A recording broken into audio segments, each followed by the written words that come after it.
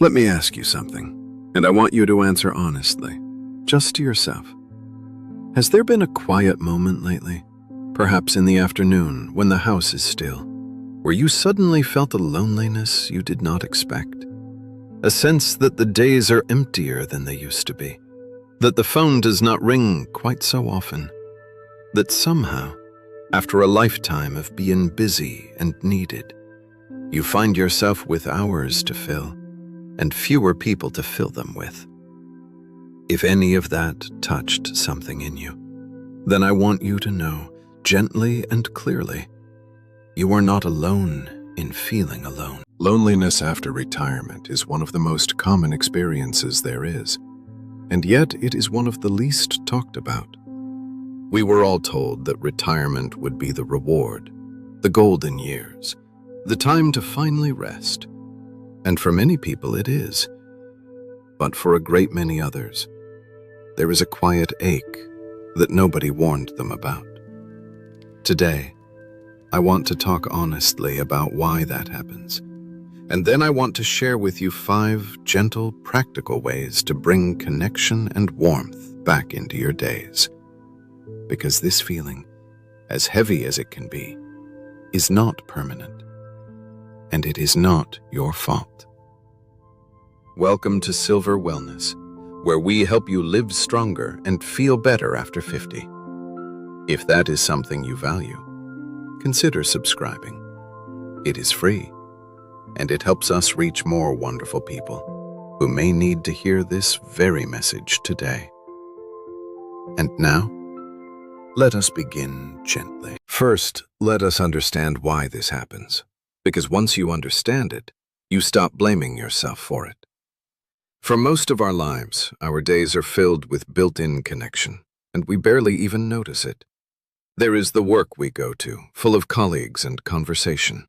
There are the children who need us, filling the house with noise and purpose. There is the constant rhythm of being needed, of having somewhere to be and someone who is counting on us. And then, often quite suddenly, it stops. The work ends. The children grow and build lives of their own as they should. Friends move away, or sadly, some begin to pass on. And the structure that quietly held our social lives together for 50 or 60 years simply dissolves, almost overnight. So if you are feeling lonely, please understand. It is not because you have failed at anything.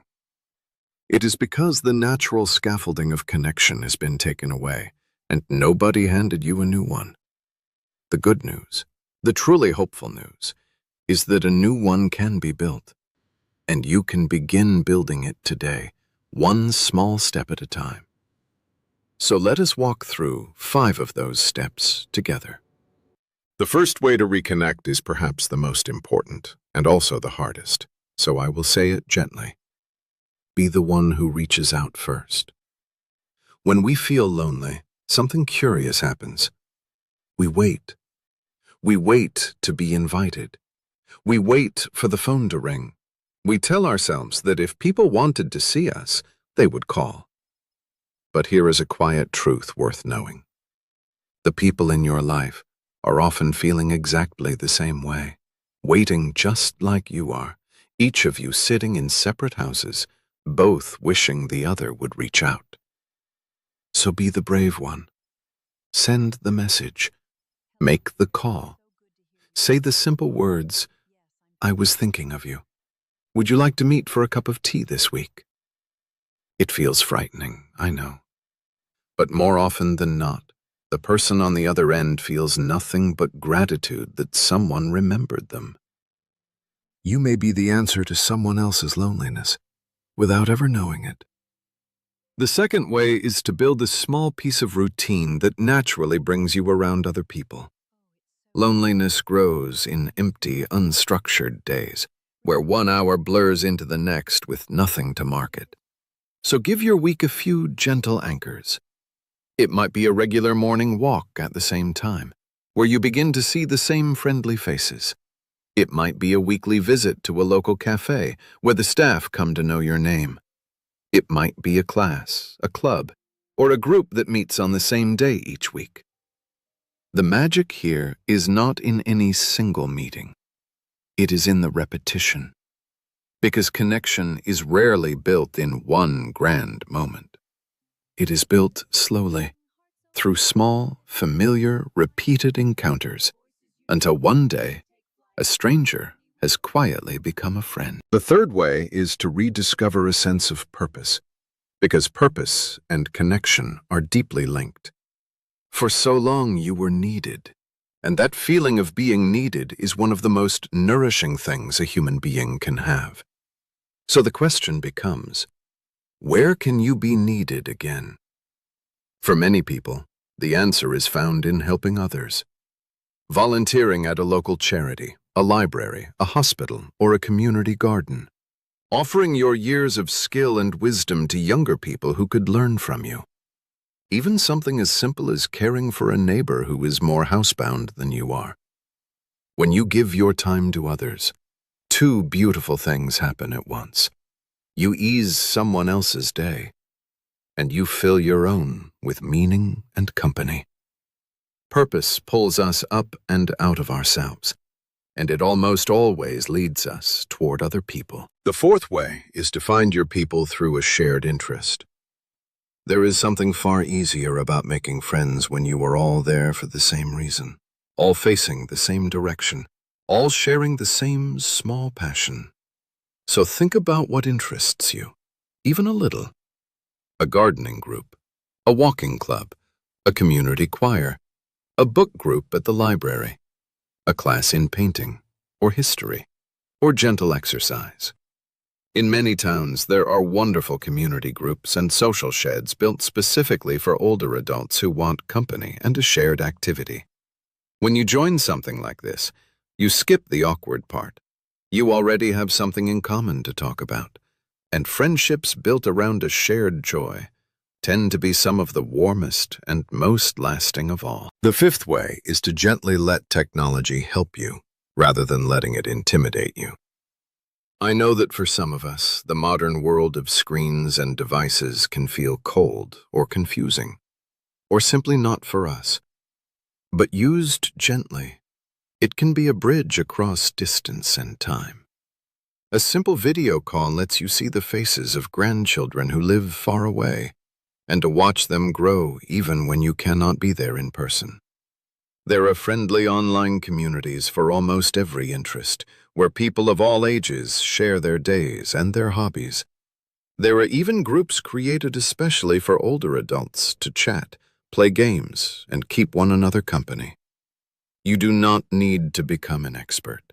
You only need to learn one or two simple things, and often a grandchild or a kind neighbor will be delighted to show you how. Do not let the fear of technology close a door that could bring many faces back into your life. So let us gently gather these 5 steps together, so they stay with you. First, be the one who reaches out first, because others are often waiting just like you. Second, build small, repeated routines that naturally bring you around people.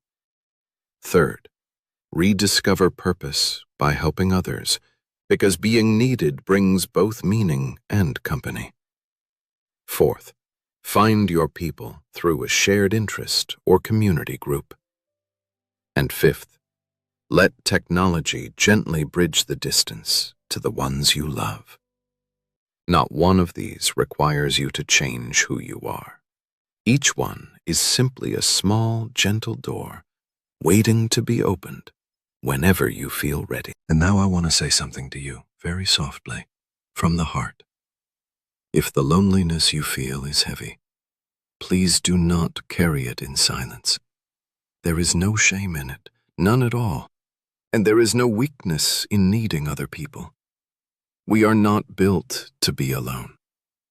If these feelings have settled deep, and especially if they have begun to weigh on your spirits in a way that worries you, please reach out to someone you trust, or speak with your doctor. There are kind people and real support ready to help. Reaching out is not a burden you place on others. It is a gift you give them. the gift of letting them care for you. You have already taken a meaningful step today, simply by listening to this, simply by being willing to understand what you were feeling. That takes a quiet kind of courage. And I want you to remember this. The connections you long for are still out there, waiting. The friendships, the warmth, the laughter, the feeling of being part of something. None of that is behind you. It is simply waiting for you to take the first small step toward it. And you can. If this video touched you in any way, a quick tap of the like button helps YouTube share it with others who may be feeling exactly the same way tonight, and who need to hear that they are not alone. And I would love to hear from you. What is one small thing you do that brings a little connection into your days? Share it in the comments below, because your words might be the very thing that helps someone else. Take good care of yourself. Be gentle with your heart. And reach out to someone today, even in some small way, because you never know whose day you might just brighten. I will see you again very soon, in the next one.